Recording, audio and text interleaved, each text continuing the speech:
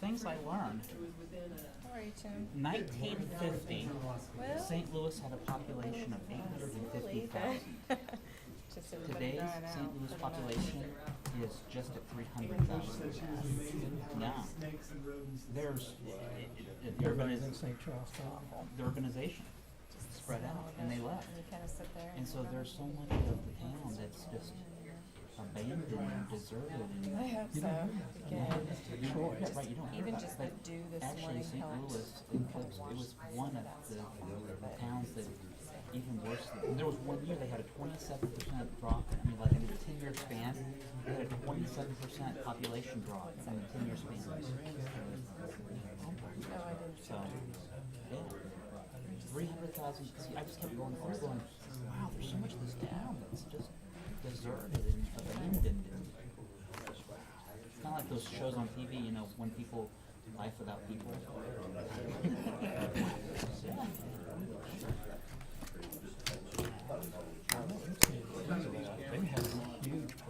Why? Doesn't make a difference. Does it bother you?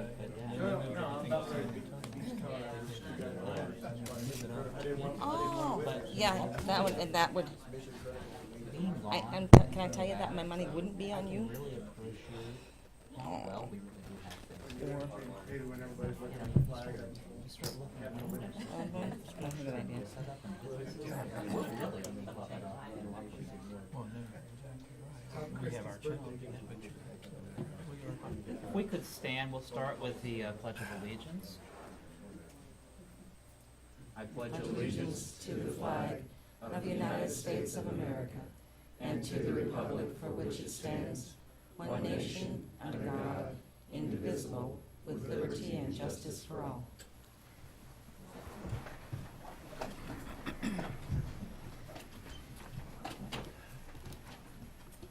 Good morning and welcome to the June 8, 2015 meeting for the Shawnee County Board of County Commissioners. My name is Kevin Cook. I serve as the chair of the Board of County Commissioners, also representing District 2. Joining me today is Commissioner Bob Archer, representing District 3. Good morning. Good morning. And Commissioner Shelley Bueller, representing District 1. Good morning. Good morning. Madam Clerk, if we could start with our first item. First item, proclamations, presentations. Presentation on Parks and Recreation's accomplishments. Good morning, Commissioners. Randy Luby, Parks and Recreation. First of all, I'd like to thank you for giving us the opportunity to come before you today and talk about some of the accomplishments the Recreation Division has had regarding the master plan. If you recall, the master plan was signed off in the fall of last year.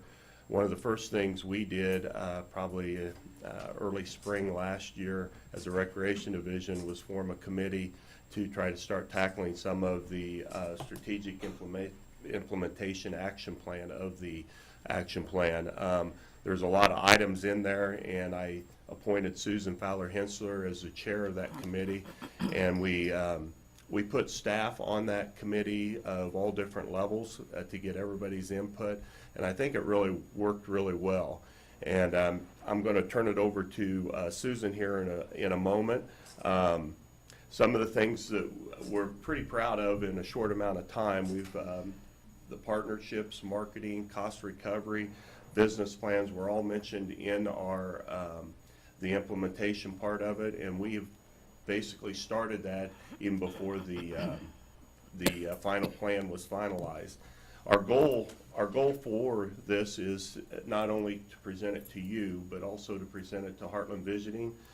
Susan co-chairs a committee on the Heartland Visioning team also, and then eventually take it to the public. We really want to get the word out to the public on what we've accomplished and keep them in mind of what the master plan is continuing to do. There's a lot of work to do, but our staff is excited to continue on down that road. With that, I'll turn it over to Susan Fowler-Hensler. Good morning, Commissioners. Morning. As Randy said, this is just a presentation on a few highlights of what we have accomplished in the master plan in the Recreation Division. Every time we go to work on the master plan and implementing any parts of it, we have to begin with the vision and the mission statement. We want to make sure that we stick with our vision to inspire people to want to live and work and play in Shawnee County, and that we also are committed to the mission where we want to make all of our programs and facilities sustainable. So with that in mind, we have been working on partnerships to develop and improve our partnerships. Topeka Shawnee County Public Library is a great partner with us. We have clocked in over 10,000 hours of computer lab hours in the community centers in last year in 2014. We also offer a variety of programs that are put on by the library at all the community centers for all ages. You may have read something in the Sunday paper about genealogy, and 2 of the community centers host genealogy classes free of charge that the library puts on. We also work with the school districts, filling in some of the gaps for school days out, before and after, anything else that we can help provide to the students. And as Randy mentioned, we have become more involved with Heartland Visioning. A few of our staff have been attending the meetings. This is helping us to make partnerships outside of our agency, to meet new partners, and to help bring forward the education of the master plan to the public. We're also working on our 3 R's with the smaller communities. Communities like Rossville, Silver Lake, and Auburn. We're working on renewing, revigorating, and building relationships there. This is just an example of what the library sends us, that Hartman keeps track of every time someone logs into computers at the community center and what their average time is in total hours. We're very excited about this next venture with marketing. This was a weakness that our department knew we had, and the master plan pointed out that we had a problem with our marketing, and we do want to be the first choice agency. So we have entered into a contract this last April with Caleb Asher of Sprout Communications. Some of the first couple things that they are helping us do is do a postcard survey that will be going out to the public.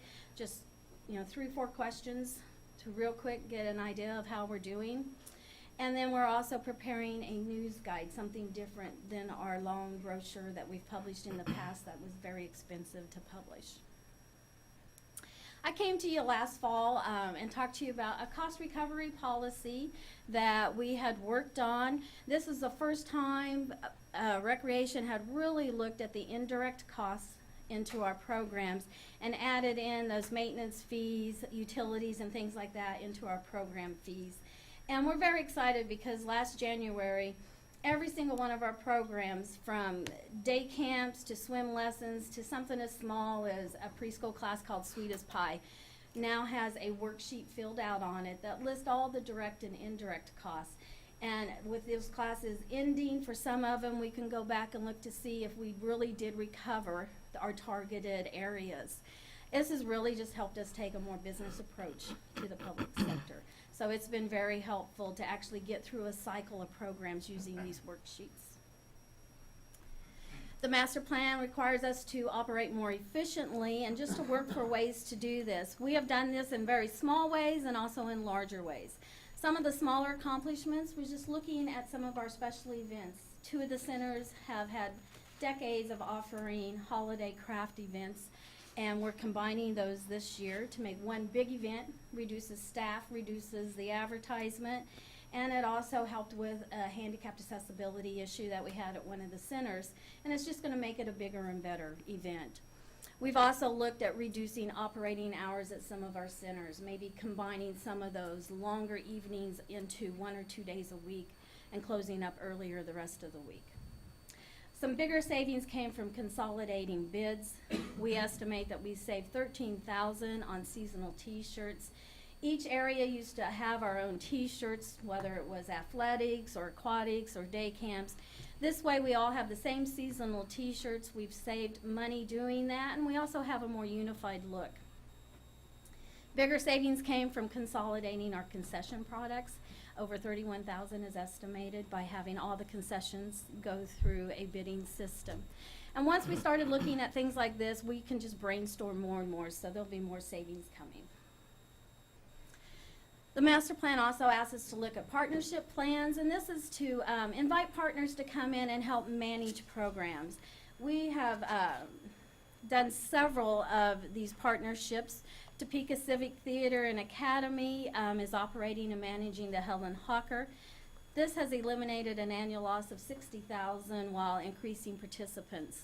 We've also now have the Boys and Girls Club going to manage Abbott Community Center, which will eliminate a $65,000 loss, and we anticipate increased participation. We've worked together with agencies like Topeka Metro to put bikes in the parks. It's very exciting, I think, to look on my Facebook page and see friends who are using these bikes and excited about having them in the parks. But this is going to help us reach our goal to get to that 150 miles of trail. And the list keeps going on.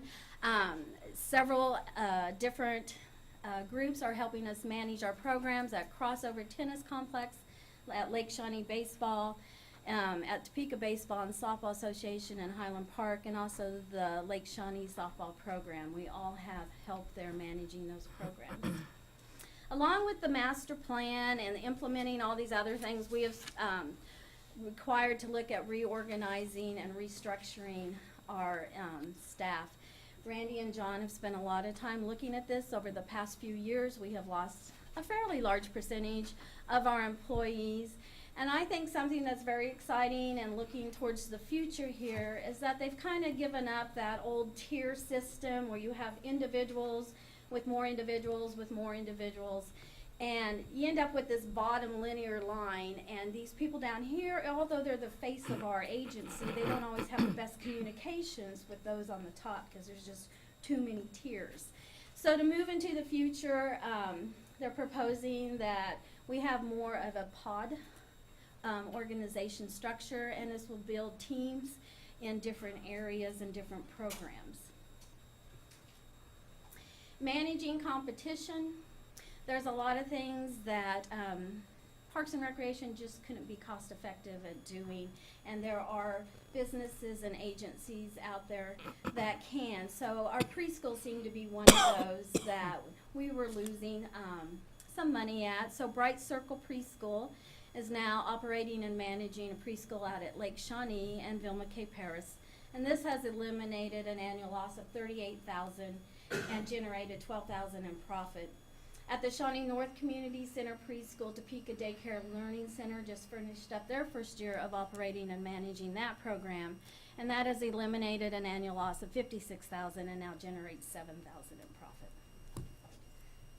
We're very excited that Olivia Mayer has been hired to be our volunteer coordinator. The master plan asks that we do fill this position. Olivia will be fostering more of a system-wide approach to volunteers through recruitment and management. Everybody right now in Recreation and Parks kind of has their own pocket of volunteers. So she's going to be developing not only a tracking system to qualify the number of volunteer hours, but also developing volunteer recruitment, retention, and recognition. And something very exciting that she'll be working on is cross-training and letting those volunteers know what other functions the department has and kind of spread their interest in volunteering maybe throughout the department. Other things that she'll be working on is just bringing in new volunteer skills that we've never used before, like marketing and communications. And this is some pictures of Keep America Beautiful and volunteers that work with our horticulture department. Every supervisor that has a revenue producing facility has been asked to write a business plan, kind of a mini business plan. Those have been done for all the community centers and aquatics and sports, and these have all been submitted to Randy and John. So basically, it's just that we have a plan now, and we're very excited about it as a recreation department. Lots of times, you know, we get these master plans and they end up on the shelf, and I really commend you for making sure that that doesn't happen to this master plan. We have started educating in-house what that master plan means to the department. We're excited with the help of Heartland Visioning to take that out to the public and educate them, and to just keep plugging through that master plan and completing and implementing all of these little points. So, any questions? I'd be happy to answer. Questions for Susan or Randy? Dr. Archer? I was just going to say, wow. We have accomplished a lot, and I'm very impressed. And I'd like to thank John Knight and his staff for embracing the master plan. I think it is tremendous vision for moving Parks and Rec in Shawnee County forward. So thank you for the presentation, and wow. Thank you, Mr. Chair. Commissioner Bueller. No, I just want to say I appreciate all of your work on this, but most importantly, I think with any kind of change, it's good to get it out to the public, and it's a better way of doing business for Parks and Recreation than we have had in the past. And so for the public to understand those changes and how they've impacted them already or how they may impact them in the future, I think that's really important. And I know this fall that there are some plans to get out into the public again and make sure that there's that understanding of why things are changing the way they are. So I appreciate that. Susan, I just might add, we often think about things as having a beginning, a middle, and an end. And that's how we often think about a story or maybe an experience. But this is not an experience with an end. We're still working through, it's a living, breathing document. As things come up, we're adding new programs, new ideas, and it adds flexibility to our programming. And I think that's really what's amazing about the master plan, is that it's not something that you just go through and once it's done, we're finished and we're on to the next step. This is a breathing document that has really changed how we look at the entire scope of operations for Parks and Recreation, and it's an exciting time to be here. So thank you, and Randy and John, for all of your hard work, and to your staff. So, thank you. Well said. Madam Clerk, our next item. Item 3, consent agenda. Are there any questions or comments regarding the consent agenda? Motion to approve the consent agenda as presented. There's been a motion by Commissioner Archer for approval of the consent agenda as presented, seconded by Commissioner Bueller. All in favor say aye. All opposed, passes 3-0. Next item. Item 4, new business. A, County Clerk, number 1, consider all voucher payments. Vouchers are totaling $1,600,114.64, and of those, payroll is the largest amount, $520,143.62. Then Health Insurance Administration, the largest amount going to Blue Cross and Blue Shield. Total though of $198,283.83, and then holding accounts for the state of Kansas with vehicles, $68,453.79. I have no questions, move approval. There's been a motion for approval of the Second. vouchers by Commissioner Bueller, Second. seconded by Commissioner Archer. All in favor say aye. All opposed, it passes 3-0. Next item. There are no correction orders today. Madam Clerk. No, that's Oh. the vouchers. Oh, Sorry, I'm yeah, sorry. All that's right, it. thank you. I'm sorry to interrupt. That's okay. You were paying attention what's in front of us. That's a good thing. Pretty feisty Our next item. Thank you. B, Bond Council. Number 1, consider approval of resolution number 2015-50, authorizing the county, Emeritus Investment Corp., Inc., and Robert J. Perry, Esquire, to effectuate the issuance of the county's debt obligations, the proceeds from which may be used to reduce the interest costs on outstanding county general obligation bonds or its certificates of participation. Good morning, Bob Perry. The investment bankers that we've been working with over the last several years were basically acquired and joined Emeritus Investment Corp. Effective last Tuesday. And this would allow us to continue to work with the same people that we worked with over the last several years. They've provided Betty and I about 8 weeks ago, a preliminary numbers run in particular for 2005 and 2006 bonds, which had some savings, but we couldn't do anything until we were within a 90-day window of the call date, which is September 1. And this would allow us to continue to work with the same group of folks we worked with, just under a different company head now. Questions regarding this action? Now, Move approval. there's been a motion by Commissioner Bueller for approval of the resolution. Second. Seconded by Commissioner Archer. All in favor say aye. All opposed, it passes 3-0. Thank you, Bob. Thank you. I think, one thing I forgot to say, which I think we should say, is that the last year we've refunded some of our prior debt with these same investment bankers. We generated just about over $1 million of interest cost reduction. and this would just allow us to continue that process. Well, let's hope for the best, and we'll see you, I guess, in 90 days, Well, or sooner. or sooner. Our next item, Madam Clerk. Item C, planning, number 1, public hearing and consider order of vacation of 60 feet of restricted access on Southwest 53rd Street, Lot 39, Block B in Timber Ridge subdivision to accommodate the temporary realignment of Southwest Westport Drive and its connection with Southwest 53rd Street. Good morning, Commissioners. Barry Beagles, Shawnee County Planning Department. As indicated, what is before you is a request to vacate a 60-foot portion of restricted access as platted as part of Timber Ridge subdivision. With the recent development and start of construction within Timber Ridge subdivision, it was realized that a better site alignment could be achieved by shifting Westport Drive a little bit further to the east.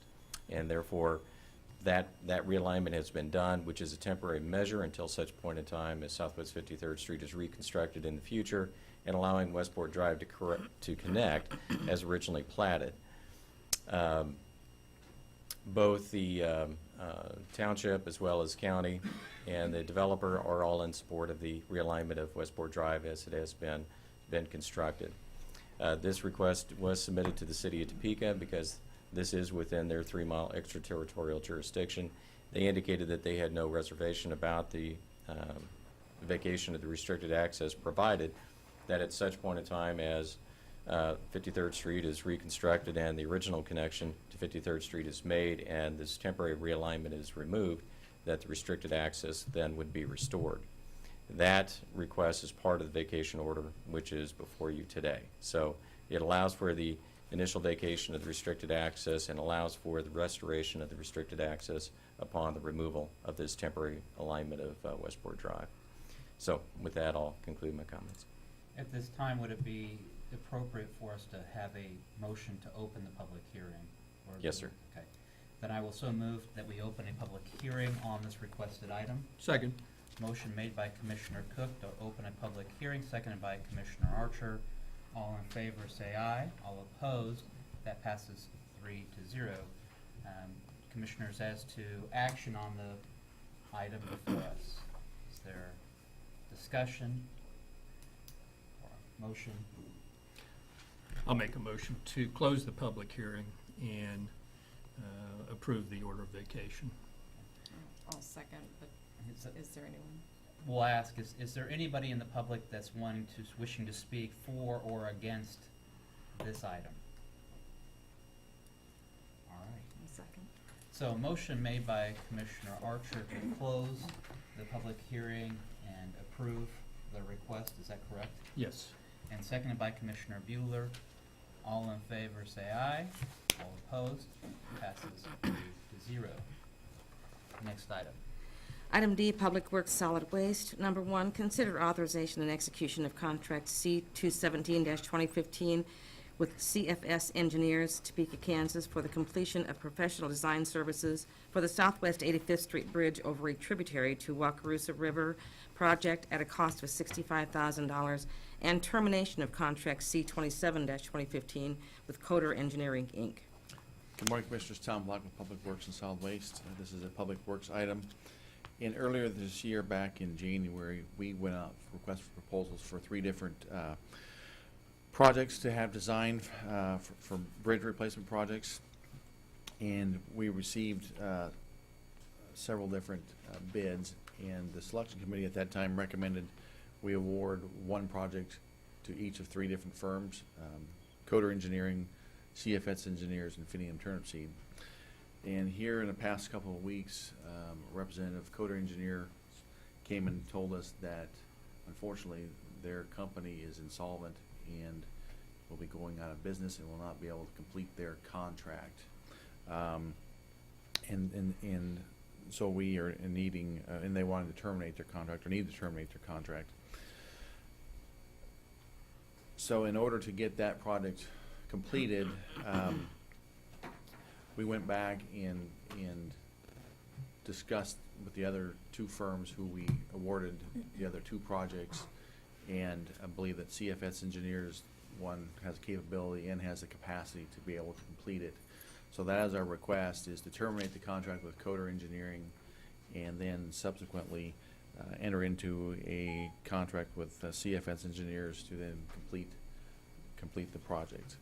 The contract with CFS would be for a lump sum of $65,000.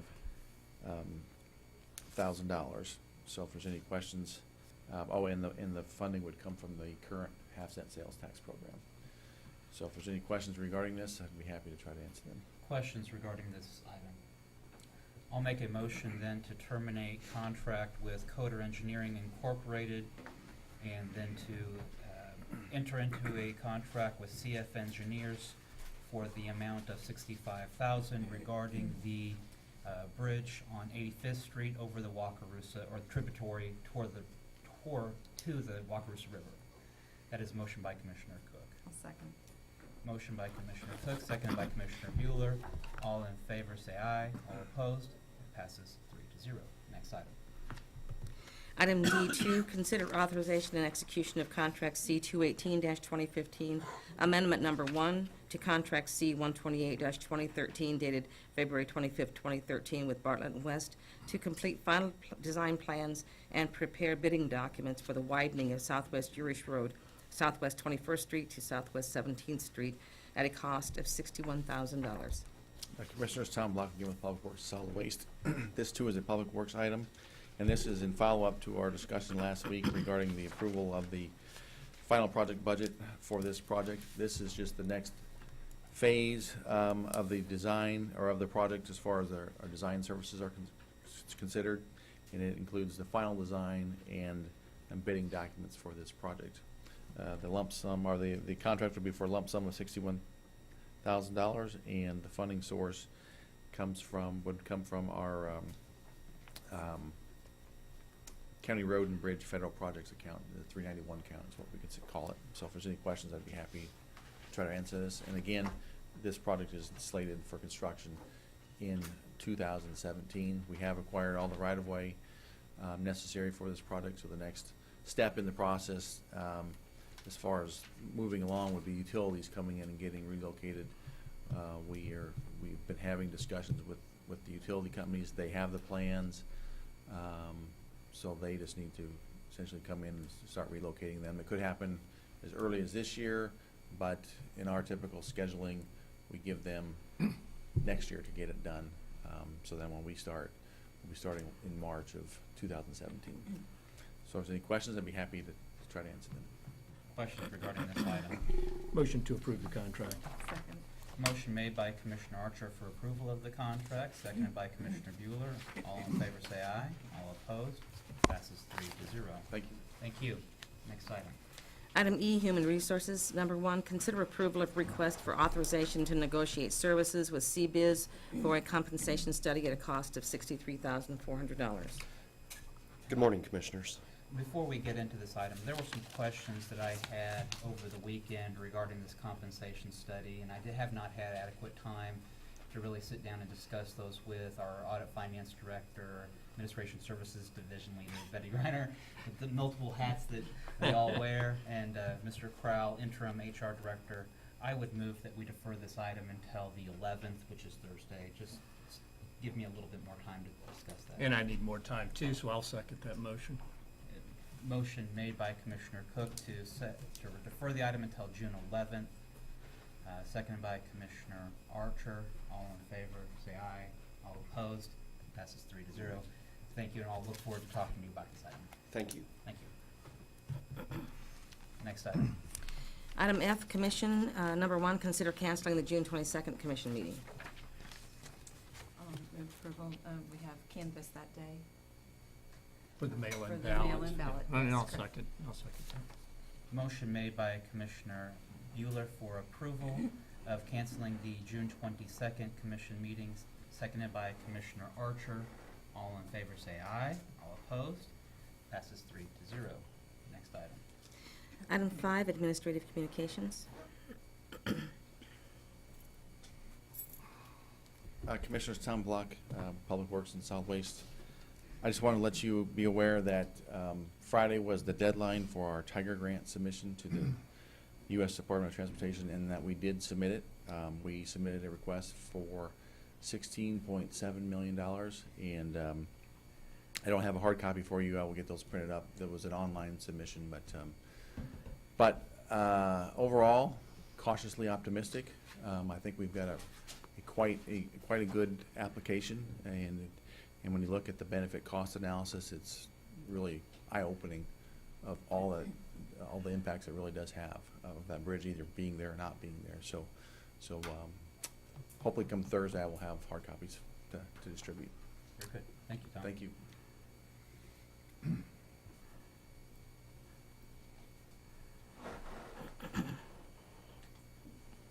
Good morning, Commissioners. Shawnee County Election Commissioner Andrew Howell. Just a reminder for the public as well as for you, just that we have moved. The new location for the election office is 3420 Southwest Van Buren. We have moved in. There's a few things yet to do. It's pretty quick move, so still got some things to take care of there. But again, and also a public thanks to the commissioners, County Councilor, Shirley Construction, HTK Architects, IT has been very helpful. So again, thank you to each of you. We appreciate all the extra time and effort that it took. And while we're running 2 mail ballots simultaneously, it's been very helpful to have the space. It's very functional, and we do appreciate it. So just wanted to publicly say thank you. Also, Parks and Recs, it's been helpful on kind of getting the building up and running. Bill Kroll, maintenance. So again, thank you to each of the partners at the county that have been very helpful to us. As a matter of update on the mail ballot that we're conducting for 437 as well as 501, just a reminder to the public to sign that bottom lower left signature area for each ballot that you send to us. That is required by statute. In order for it to count, we do have to have your signature on that outside envelope that you send back to us.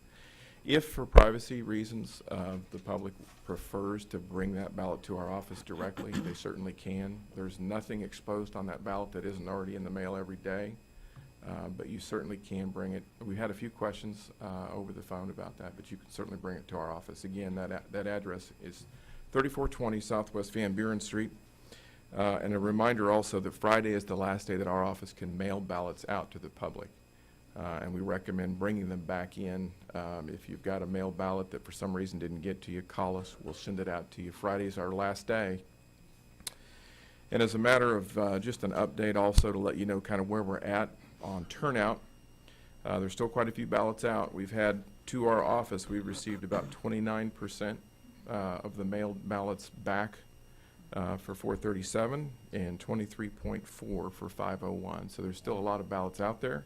We certainly hope that people will get those in the mail or bring them by. If you have any questions, I'll be happy to stand for those. Any questions for the Elections Commissioner? Thank you.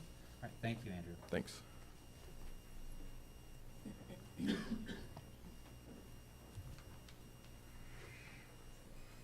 Communication today.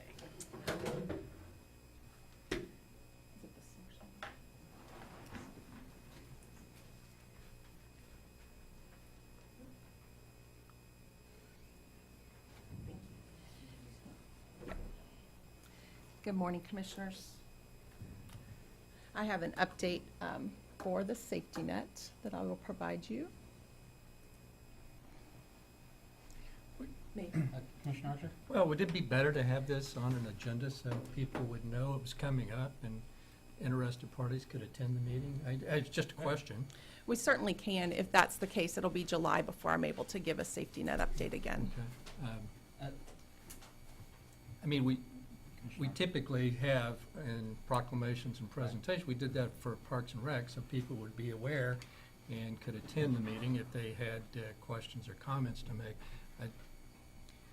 Without giving notice, I would think that would be a better idea. And it has been too. done both ways, and I'm more than happy to do that if you'd like to do that. That'd be my suggestion, but that's up to the Might chair. just be an item we maybe put on for our Thursday agenda, making it a presentation. I or- will actually be on vacation and will not be available again until the week of, until June 25th.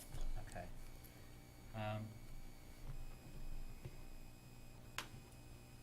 I don't see any reason not to hear it today, and then in the future, make sure to place it on an agenda. Yeah, if, I mean, there's no Understand. action we have to take today, Correct. correct? I mean, it's just for information purposes. I just think it's nice when the public is informed Right. that we're going to be discussing an item, so they have the opportunity to attend the meeting or to give us feedback before the presentation is actually made. But that's just me. All right. Let's let's run this, and I think that's well heated, but let's go ahead and have our presentation today. Sure. And we can also provide an email address and a phone number if folks would like to call, if they have feedback they'd like to give. So this update, again, it's pretty brief, just to review what the objectives are. The objectives of the safety net work that's going on is to increase access. That's one of the primary goals and objectives, to determine what the funding and the resources will be to sustain this new model, to get approval from HRSA, the Health Resources Services Administration, for the new model, to execute the plan, and then, of course, to sustain the new model. Just a quick review of the newest timeline. There have been a number of meetings that have continued to take place with the consultants and with our community partners over the last several months.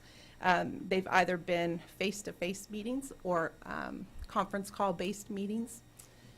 The most significant items on the timeline are in March. We had a meeting, myself and the consultants were able to meet with the HRSA officials to kind of plead our case as to how we'd like to get approval for this operational change, and we're told we would have a response in May, which we did get.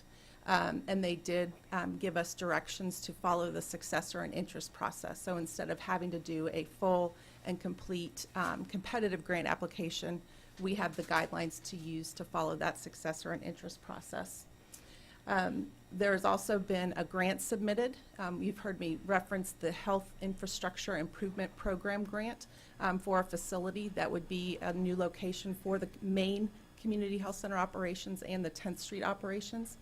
That grant did get submitted in May, actually May 20th is when it was submitted, and we expect to hear in September whether that award for $1 million was received or not.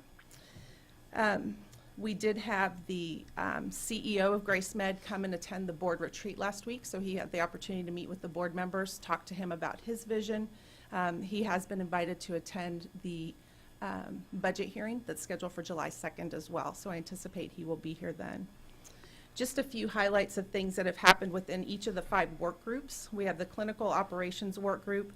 They have reviewed been reviewing the GraceMed policies and procedures, and most of those policies and procedures will become what the community health center operates under. One of the areas where the community health center had policies and procedures in place that GraceMed did not had to do with the area of public relations, marketing, communication, and so those policies are being looked at and will be adopted in some format with this new entity. And then most likely we will be transferring to a new electronic medical record system, the one that's currently used by GraceMed. Public relations communication.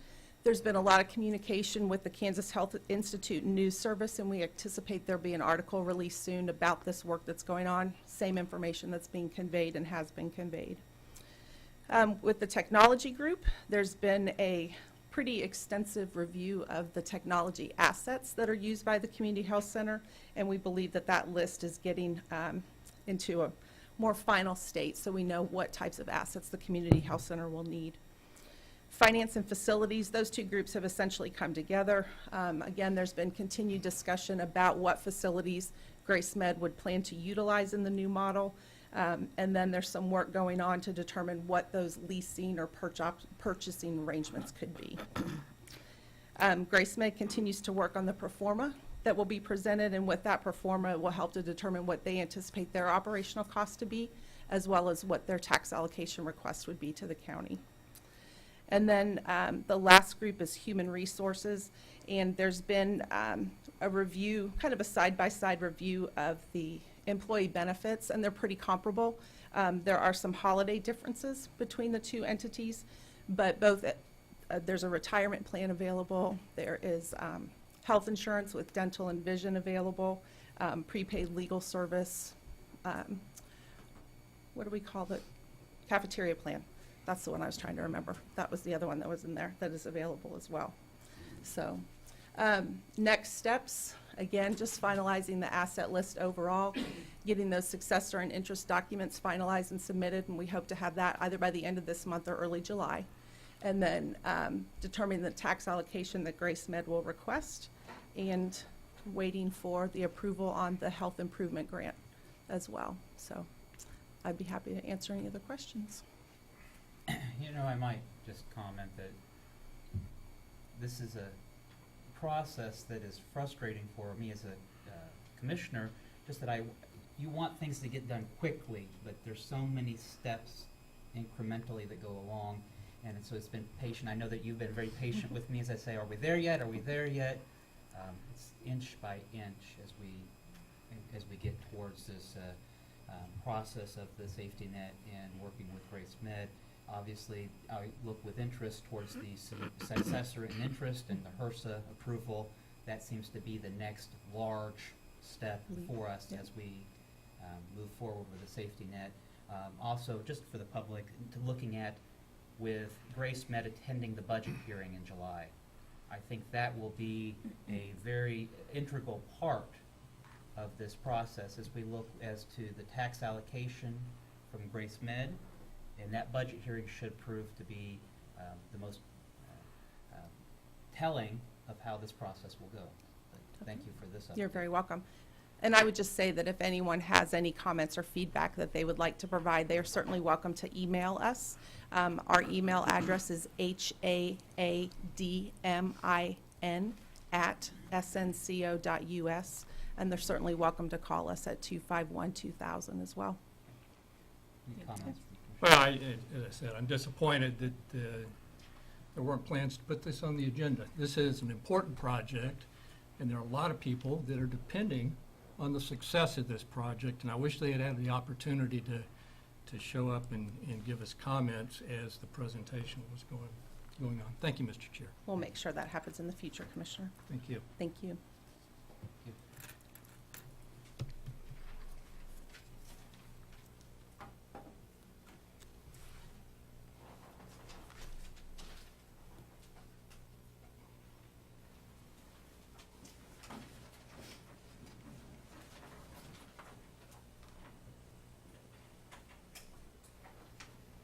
Good morning, Commissioners. Dusty Nichols, Emergency Management.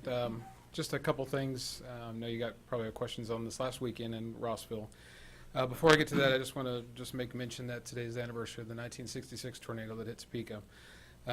It caused 17 deaths, over 500 injuries. At the time, it was the most costly in U.S. history at $200 million estimated. Now, with inflation, it's $1.7 billion, so it would have been pretty staggering by any rate. 22 miles of damage, lasted 26 minutes on the ground, and it branched out from a quarter mile to a half mile wide going through the middle of Topeka. So just to kind of put things in perspective, it can happen here because it has happened here. So we really want people to prepare. And speaking of returning events, Rossville has a habit of flooding when we get a lot of rain. Unfortunately, I know there's been some mitigation things, and there's some other items that have been in place to try to help prevent the damage there. With that, I got to say that is a very resilient community. They know what's going to happen, so they prepare for that event, and that's smart on their part. And so just to kind of lead you in what happened, we got a lot of rain. We were on the ground with Chief Connell, who's an incident commander for that particular flood event. We ended up evacuating the home there, the manor, because the flooding levels were getting that high, and they were concerned that they might be stuck there, which was a valid concern. We were there to support as emergency management.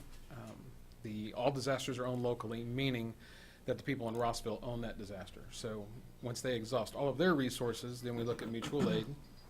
Once we have the mutual aid for surrounding communities, then we're looking at Shawnee County. Then if we exhaust our resources, it goes to the state. If we exhaust the resources there, then it goes higher.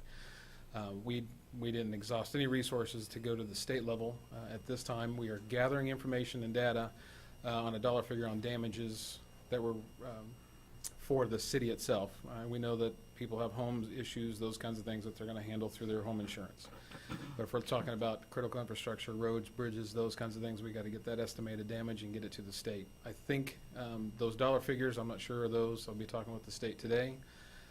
So there's some more stuff coming with this. So I'll do a formal after actions later. But where we are right now, we are holding an EOC meeting this afternoon or this morning at 11, bringing all those people coming in, find out what elements are still left on this. The response part of this is over. We're in the recovery part, which is much more extensive and much more difficult to do because we got to gather information and people are going back to work. Once the response part is over, they kind of forget that this part exists unless you're living it. So that's the part that we are living right now. So we are trying to get all that data consolidated. I'll have a formal report for you guys. But in the meantime, we see return events like flooding happen. Tornado has happened here. We want people to prepare. Build a kit, make a plan, be informed, stay informed. So, any questions? Any questions for Dusty? I would just like to say thank you, and to everybody who responded. It could have been a whole lot worse, and this flood event was different than 2005, and each flood event is different. Water finds its way differently each time. But like Dusty said, to be prepared, to have a to-go kit, but also to be prepared to shelter in place. We were pretty much surrounded in our home, and so you gotta refresh those survival, kits and with batteries and everything else. So it comes in handy when you know right where to go to get all your stuff.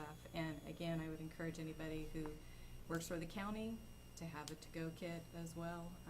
That it's pretty critical. Yes, we've had small events. We have not had a large event, and so thank goodness. But these little events help us practice so that we can hopefully handle it better. It's hard because this recovery piece is the weirdest part. It is. It's weird because everybody else is going on with their normal lives, and the people that were most impacted are dealing with the muck and the smell and everything else. So, we need to make sure we continue the recovery piece of it. That's the whole what is it, Dusty, prepared? Mitigation, preparedness, planning, response, and recovery. Yeah. All right. You just reminded me something to mention. I did get a chance to tour a couple of homes. People invited me in to look at the damage. Very, very nice people. Again, very resilient community. Sorry that happened to you. That kind of stinks. But just to give people an idea, if they are curious on the flooding, if you saw the pictures of Rossville on the flood and you saw the water, the houses I went into, the basements were literally full of water. The water line was about halfway up a light bulb. So imagine if you have a basement, your entire basement being full, and they've had to gut it all out, pump all the water out, the mud, muck, and the smell is just It's horrible. horrible. So just kind of keep that in Don't mind, and forget it it. can happen. It is happening. So, not good stuff. So. Commissioner Archer? Hey, this is for Commissioner Bueller. Is everybody required to have flood insurance that lives in Rossville? If you have a mortgage, then you are required, most likely. Right. But if you own your home, then you're not required to have. But it'd be insurance. smart to do. It would. Oh, Yeah. absolutely. Oh, most Okay. definitely. Yeah. And one- Wakarusa, that area as well. Wakarusa is similar to Rossville in that they know, and those people who live along there, I mean, they are very, very good about communicating with each other, communicating with us. Mhm.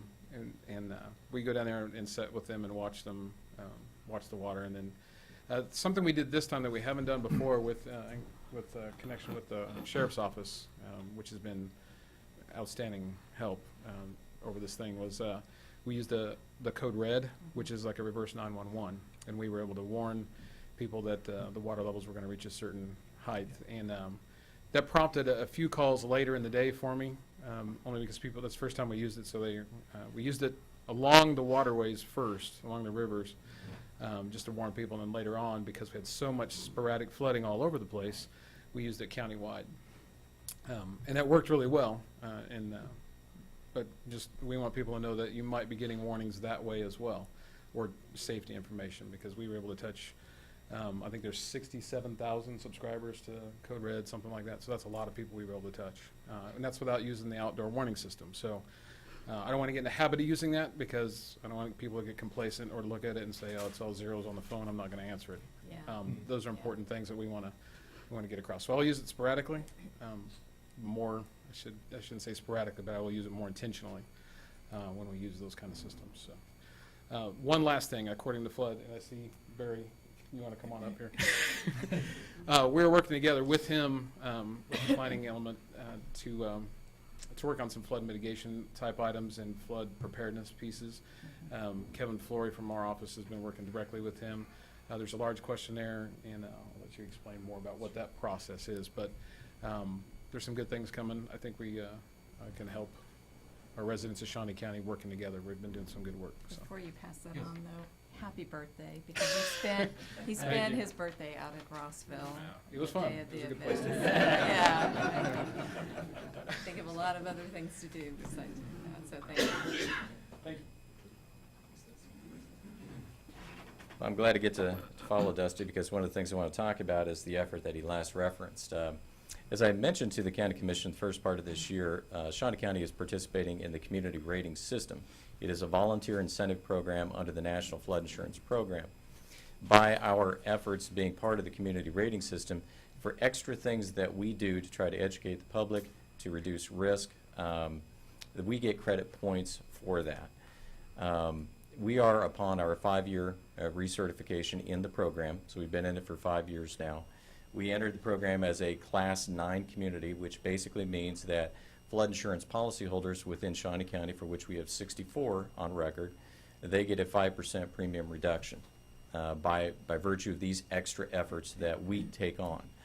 And so we are having our recertification site visit by the Insurance Services Office from Region 7, which will be in our office all day, June 18th. And we will go over our credit paperwork, our documentation, our mapping that we have to provide for them, so that way we can sustain ourselves within the program. And you know, if we're lucky, we might be able to achieve a class step increase. And for every step you increase in class rank or class rating within the community, it's another 5% reduction in flood insurance premiums that policyholders have to pay. So, number one, I think this is a tremendous program. It works well for Shawnee County for twofold. Number one, obviously the flood insurance policyholders, they get the premium reduction, but number two, it always keeps flooding which is the nation's #1 natural hazard. It always keeps that out in front of the public in terms of being prepared and how to respond in situations like that. It's through efforts such as this as well that it's always encouraging communities to become more proactive, is that we developed a floodplain management website, which is now up and running, for which I'd like to thank IT and Stephanie Kuhlman for assisting us with the development of that. And through that resource, people can get access to a lot of information on how to prepare before a flood, during a flood, after a flood. We provide a tremendous amount of resources that public can educate themselves on what it means to be in a flood hazard area. Finally, as Commissioner Bueller indicated, that flood insurance is only made available as a separate program. Most standard homeowners insurance policies do not cover flood insurance, and therefore through recent rain events such as this, it's very imperative that the public understand that the best way to protect themselves from the possibility of a flood threat or flood loss is through flood insurance. And oftentimes that can be acquired through their insurance agent, who also has the capability of issuing a policy for that.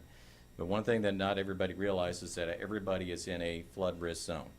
Obviously, there are some properties by their proximity to water sources are much more flood prone, but everybody is at risk from flooding. And so everybody should consider the possibility of flood insurance, because it provides the way to recover quicker than otherwise. So I just wanted to give the County Commission an update that we will be having a day-long meeting with the ISO on June 18th to continue with the CRS program.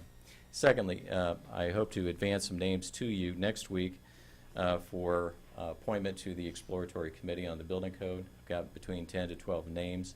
Most of these are industry officials who understand the building codes and how they operate, and therefore they can begin to churn through some of the benefits and disadvantages associated with having a building code within the county.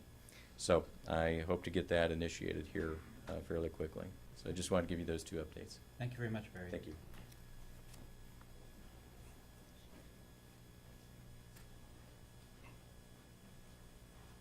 Good morning, Commissioners. Marcia Ralston, Treasurer's Office, Motor Vehicle. Just here to inform you that Wednesday, June 10th, we will be closing the 17th Street Annex because of the repair work that the city is doing on the network that we lost back in April. So we will be closing that. All the employees will be coming down to the courthouse, and we will be fully staffed, probably extra fully staffed. And it's a slow time of the month, so we don't look to see any problems with that, okay? How long would you anticipate just being closed for the day? Yes, we'll be reopening at 8 o'clock Thursday morning. All right. Okay. So for Wednesday, June 10th, the annex would be closed. Yes. And another thing, we opened our Rossville office this morning. I checked and Main Street was fine, so our clerk reported out there, everything was fine. Okay. Thank you. Thank you very much, Marcia.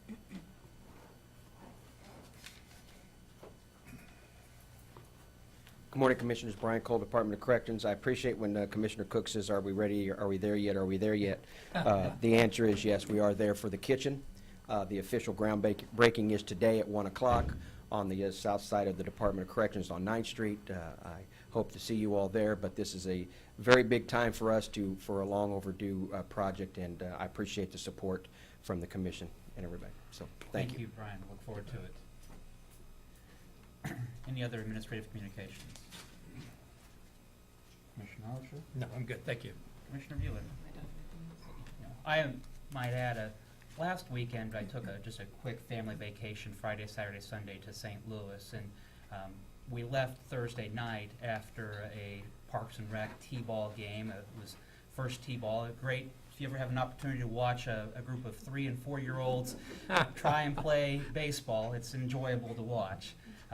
They're more excited about catching or running after the ball than actually watching the players running the bases. And so, but it was great to be there and watch the Parks and Rec team at work with all of the activities, and also keeping an eye on the weather as it comes in. On the way to St. Louis, Dusty kept me well informed, and so I was appreciative that he kept me awake and alert on the road as we were traveling.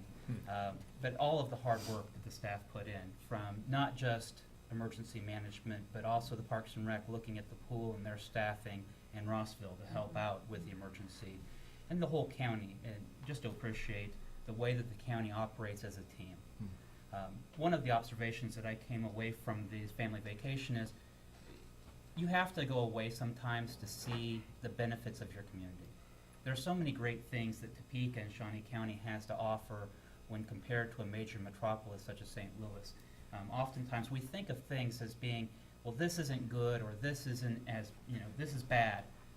And then you go somewhere else and you see the struggles that they have, and you come to appreciate all of the great things that our community and county have to offer. And so really just a mark of how well off and how benefited we are from living here. And so just want to appreciate the whole entire county. So, next item, Madam Clerk. Item 6, executive session. I don't believe there is a need for an executive session today, and we are adjourned.